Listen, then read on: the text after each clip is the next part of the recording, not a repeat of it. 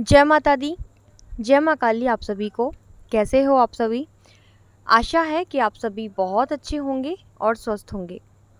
एक बार फिर से एक और नई जानकारी के साथ मैं आप सभी का स्वागत करती हूँ आपके अपने YouTube चैनल काली माँ की बेटी में। तो अगर आप पहली बार मेरे इस चैनल पर आए हैं तो चैनल को सब्सक्राइब ज़रूर करिएगा, बेल आइकन को प्रेस कर दीजिएगा ताकि आने वाली हर नई वीडियो का नोटिफिकेशन आप तक सबसे पहले पहुँचे। साथ ही वीडियो में दी गई जानकारी अगर आपको पसंद आए तो वीडियो को लाइक करके अपना प्यार भरा आशीर्वाद मुझे भी ज़रूर दीजिएगा। आपका एक एक लाइक मेरे लिए बहुत महत्व रखता है। लाइक से मुझे मोटिवेशन मिलता है और मैं इसी प्रकार की नई नई जानकारी आपके लिए लाती हूँ। आज की वीडियो में हम बात करेंगे कि जिन बच्चों को सवारी आती है, जिन भक्तों को सवारी आती है, तो क्या सवारी आने के बाद गद्दी लगाना ज़रूरी होता है? ये प्रश्न मेरे पास एक बच्चे का आया था। उसने मुझसे पूछा था कि गुरुमा आप हमें ये बताओ कि मुझे सवारी आती है लेकिन मैं दरबार नहीं लगाना चाहता, मैं गद्दी नहीं लगाना चाहता, तो अब मैं क्या करूँ क्योंकि मुझे तो सवारी आ गई है। तो इस विषय में आपको अच्छे से समझाने की कोशिश करूँगी कि जिनको सवारी आती है क्या उनको दरबार लगाना ज़रूरी होता है और कौन सी सवारी में आपको दरबार लगाना होता है और कौन सी सवारी में दरबार नहीं लगाना होता है। सवारी भी कई तरीके की होती है। तो सबसे पहले हम इस बारे में बात करेंगे कि जिनको सवारी आती है क्या उनको दरबार लगाना ज़रूरी होता है। सबसे पहली चीज़ कि ऐसा ज़रूरी नहीं है कि अगर आपको सवारी आती है तो आपको दरबार लगाना ही पड़ेगा। सवारी कई तरीके की होती है। एक सवारी वो होती है जो सिर्फ ये दिखाने के लिए आती है कि हाँ हम तुम्हारे साथ हैं, आप हमारी ही पूजा करो, हमारी ही शरण में आओ, हम आपका उद्धार करेंगे। जिसे देखा है कई लोगों के साथ क्या होता है, उनको कभी सवारी नहीं आती लेकिन जैसे ही वो किसी मंदिर में जाते हैं, किसी तकलीफ में होते हैं तो उनकी इष्ट मान लो माँ दुर्गा है या माँ काली है, और जिसे कभी सवारी नहीं आई और जिसने कभी चाहा ही नहीं कि मुझे सवारी आए, और उस बच्ची के जीवन में किसी भी प्रकार की कोई भी समस्या जब आती है वो बहुत दुखी हो जाती है और जब वो माँ को याद करती है तो ऐसे में उसके ऊपर सवारी आ जाती है और वो सवारी आती है, बोलती है कि तू चिंता मत करना, मैं हमेशा तेरे साथ खड़ी हूँ। अब ये सवारी किस लिए आई है? ये सवारी सिर्फ इसलिए आई है क्योंकि उसका बच्चा परेशान है, तो माँ शरीर पे आके सिर्फ इतना बताना चाहती है कि मैं तुम्हारे साथ हूँ, डरने की ज़रूरत नहीं है, कोई तुम्हारा बाल बांका नहीं कर पाएगा और तुम मेरी ही शरण में आओ, मैं ही तुम्हारा उद्धार करूँगी। तो जब बच्चा बहुत ज़्यादा परेशान होता है तो एक सवारी सिर्फ इसलिए आती है। अब दूसरी सवारी आती है कब? जब हम बहुत ज़्यादा पूजा पाठ करते हैं, एक आपकी अपनी तपस्या से। एक सवारी होती है जो पीढ़ी दर पीढ़ी लगती चली आ रही है और एक होती है जब आप बहुत ज़्यादा माँ की सेवा करते हैं तब आपको सवारी बनती है। आपने बहुत ज़्यादा माँ की सेवा करी है और आप चाहते हैं कि आप दरबार लगाएं तो आपको सवारी आएगी, ठीक है।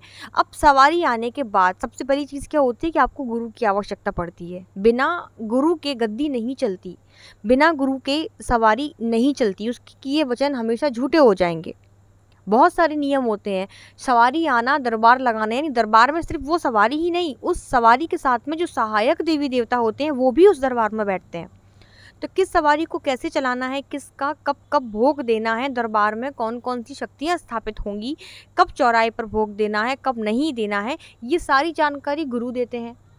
गुरु ही आपकी शक्तियों को चलाते हैं, गुरु ही शक्तियों से वचन लेते हैं और उन्हीं की दम पे ये दरबार चलता है।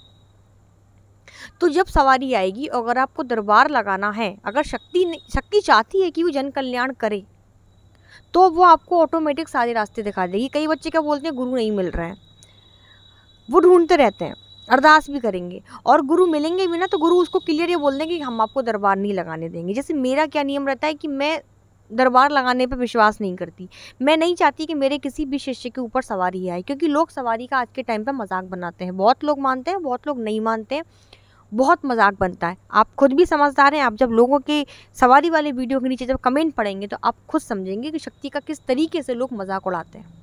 तो मैं कभी नहीं चाहती कि मेरे किसी शिष्य को सवारी आए। हाँ, अगर किसी को सवारी आती है तो मैं माँ से प्रार्थना करती हूँ कि माँ इस बच्चे के सिर्फ साथ में रहो, इस पर कृपा बनाए रखना हमेशा अपनी, लेकिन सवारी की तरह नहीं, अंग संग रहो। कि सिर्फ सवारी ही आना सच्ची भक्ति नहीं होती, या ऐसा नहीं होता कि सवारी आएगी तो ही हम पे कृपा है वरना हम पे कृपा नहीं है।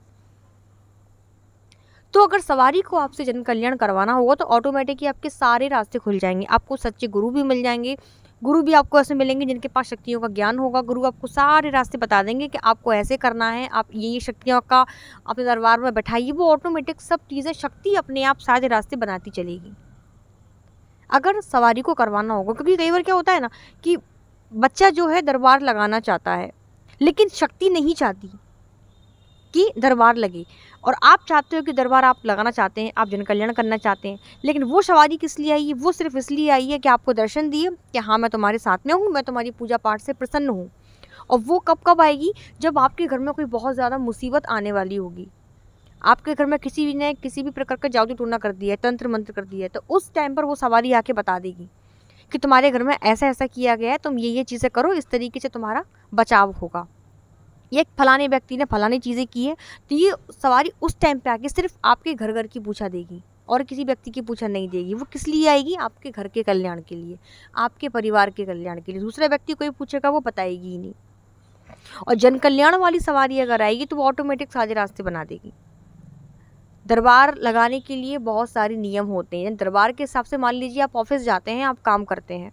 अब अगर दरबार लगा तो अगर वहाँ संगत बैठी है, अगर वहाँ हज़ारों की मात्रा में संगत है या 500 लोग की संगत में बैठे हुए हैं, दरबार में बैठे हुए हैं, अगर आपको 3 घंटे भी गद्दी पे बैठना पड़ा तो आपको 3 घंटे बैठना पड़ेगा।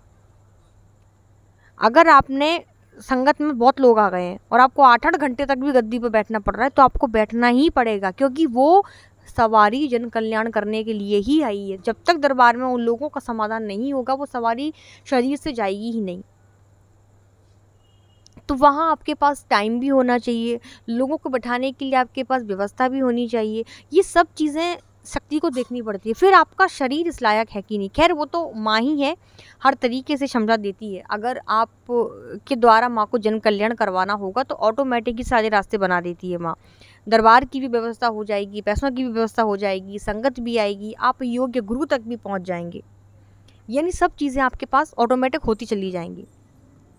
तो ये चीज़ मैंने आपको क्लियर कर दी कि सवारी वाले बच्चों को ज़रूरी नहीं है कि दरबार लगाना ही होगा। और दूसरा, आपके गुरु अगर इस लाइन से जुड़े हुए हैं, मान लीजिए आपके गुरु हैं, वो भी देखो शक्तियाँ कई तरीके की होती है। जैसे आप बागेश्वर धाम वाले धीरेन्द्र शास्त्री को देखेंगे तो उन पर कोई सवारी नहीं आती, लेकिन वो जन कल्याण करते हैं।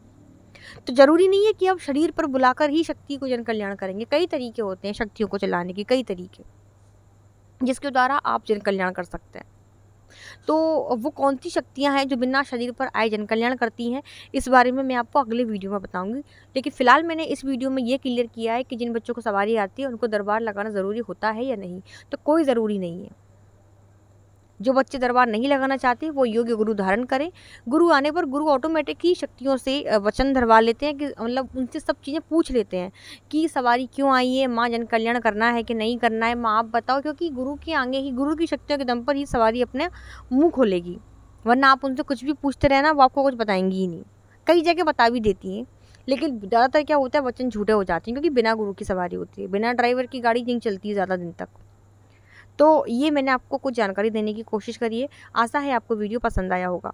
वीडियो अच्छा लगे तो वीडियो को लाइक ज़रूर करिएगा। कमेंट में सभी को जय माता दी, जय माँ काली ज़रूर लिखना है। धन्यवाद।